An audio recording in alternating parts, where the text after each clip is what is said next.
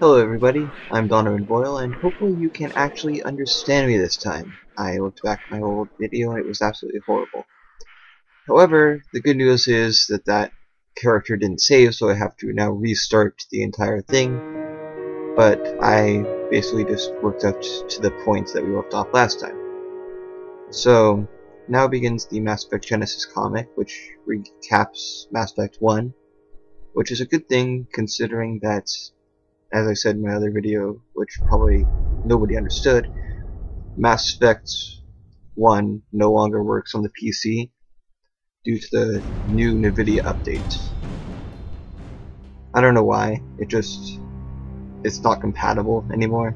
Just another routine mission. Which it kind of makes sense. Before a mission? It kind of makes sense to me because of course it's routine. It was in 140. It's everything that happens along the way. 100. The choices you make, the paths you choose. 480 pixels. Turn the routine into Damn, anything but. Of course, that's how it started. A routine mission, answering a distress call. And look where that got me. We were testing out the Normandy. 1,480 pixels. That's a call thing. came in. That's An what I Alliance was patrol trying to on say. Eden Prime had been attacked. I don't know why I They'd can seen say something it. they couldn't explain. Sometimes my brain Whatever just it stops was, working for no reason. It was massive. And it I had to doesn't grab start with my working lieutenant, until Caden Alenko. A good kid, loyal. it by the book, hasn't started working with a talent for since it stopped biotics. working. We came across the lone survivor of the patrol, Gunnery Chief Ashley Williams, a soldier to the core, tough, disciplined, ready to take on whatever came her way. Ashley joined up with us and took us to the spot where she lost her squad. That's when we saw it. The ship.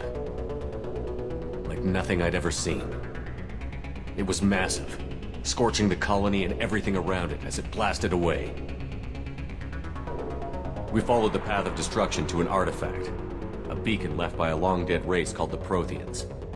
The colony had dug it up, and whoever attacked them had tried to take it. Chief Williams made the mistake of getting too close. It hit her with some type of energy. I grabbed her and threw her out of the way. That's when it hit me. Hard. Every muscle in my body went rigid. Why are there a move. bunch Could of barely breathe. alien corpses Everything on went Prime? black. In the game Then I Mass saw Effect something. 1, it says that it's a A human vision. colony. Dream. Nightmare. By the time I woke up, we were halfway to the Citadel on our way to meet the Council. I was expected to explain what I'd seen. Anderson came along. So did Adina, our political representative on the Citadel. With those two heavyweights, it seemed reasonable we could persuade the Council that the ship we'd seen was a potential threat, as was the individual behind the attacks. The main suspect for the Eden Prime massacre was a Turian Spectre named Saren. He'd been seen by one of the survivors from the colony at Eden Prime, and there was some evidence to suggest that the ship was connected to Saren. But even Adina's pointed accusations weren't enough to convince the Council. They just couldn't believe one of their chosen elite Spectres could be guilty of something like that. They needed proof.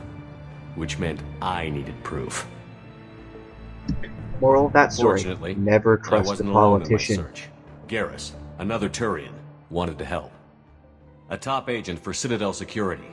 Despite orders from his superiors that he shouldn't get involved, he told me he was suspicious of Saren, and he had some useful leads. More importantly, he was willing to share them. That led me to Rex, the biggest, nastiest-looking Krogan bounty hunter I'd ever seen. That looks nothing turned out like to be Rex. more than just a That doesn't brute. even look like a It Krogan. was his intel that led to a fugitive with incriminating What- evidence on Saren. What The is fugitive turned out to be an energetic little Quarian named Tally. A tech expert with a knack for hacking, she'd procured some information on Saren. Evidence that proved Saren was dirty. Tally's evidence proved that Saren was responsible for the massacre on Eden Prime, and that the immense warship we'd spotted was in fact Saren's flagship. But it went much further. Saren was trying to find a way to bring back a race of sentient machines from dark space. Machines allegedly responsible for cleansing the galaxy of all organic life.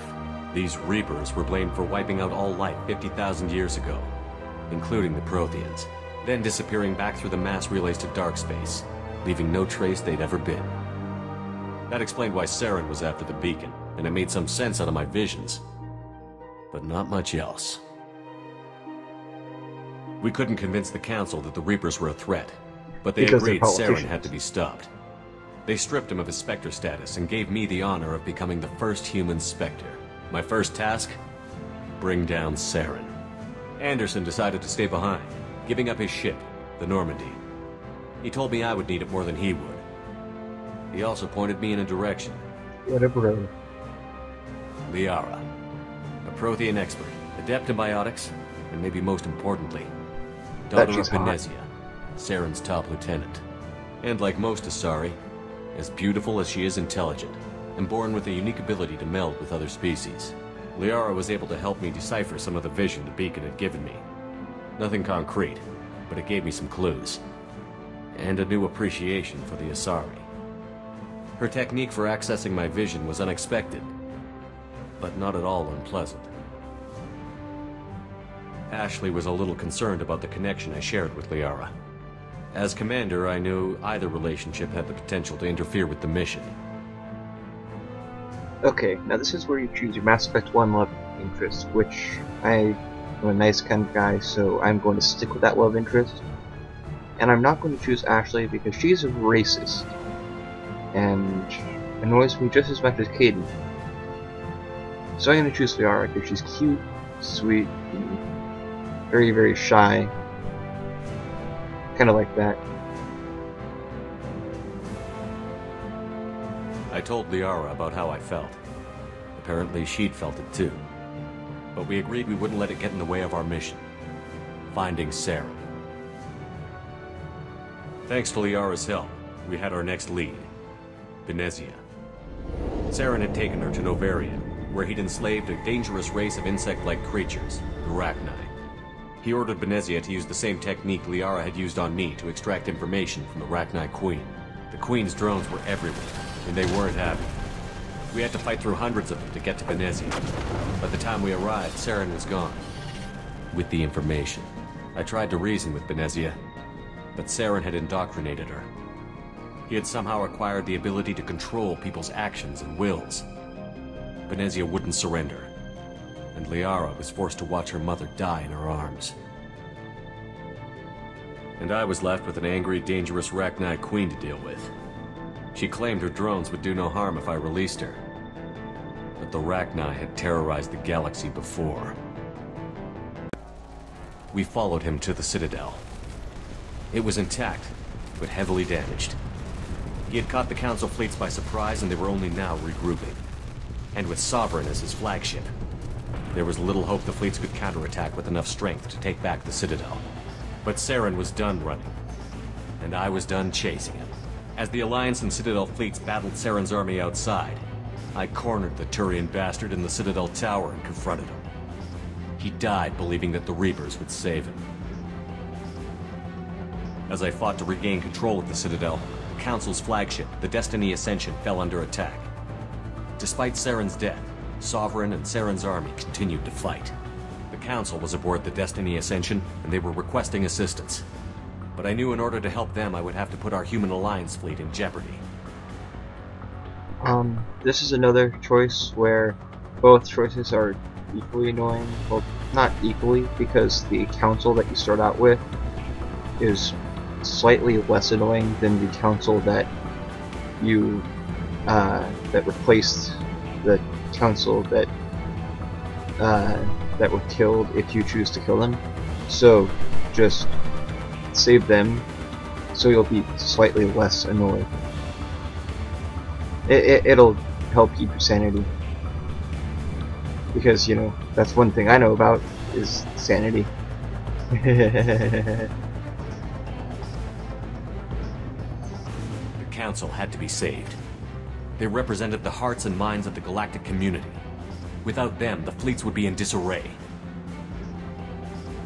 Even with the Citadel back in my control, Saren defeated, and the Normandy leading the combined galactic fleet, the battle against Sovereign, a single Reaper, was relentless. It took the combined fleets of humanity and the other races, but in the end, Sovereign fell. But the costs were immense. While humanity's efforts in the war earned us our first seat on the Council, it was a hollow victory. The Reapers were still out there. I knew the fight was far from over, but As the one who'd led the fight against Saren, I was given new responsibilities. The choice of humanity's first counselor was left for me to decide. On the one hand, Udina, the lifetime politician. Ruthless and ambitious, he would easily navigate the political landmines that would soon be put in front of him. The other choice, Captain Anderson, the career soldier. Tough but fair, but a friend, and someone I could trust. Both great leaders in their own right. Okay, so for this part, just remember, Udina is a tremendous douche, and Anderson is an awesome bro, in the words of Barney Stinson. Kind of. I was paraphrasing. Whatever. Anyway, just choose Anderson and never choose Udina. It's one of the worst things you could possibly do. It's like killing Rex. Both very, very bad things, and never do them. Anderson didn't want the job, which was a sure sign he'd be perfect for it. No ambition to get in the way. The war was over. The threat had passed. In time, the Council would rebuild itself. The Citadel could be repaired. Even the pain of lost friends would fade. But none of that mattered if the Reapers were still out there. And if they were all as powerful as Sovereign, we had to find a way to stop them. I had to find a way. I gathered my crew, took my ship, and went in search of answers. Officially, the Council would only say I was assigned to cleanup duty, rooting out any remnants of Saren's army. Just another routine mission.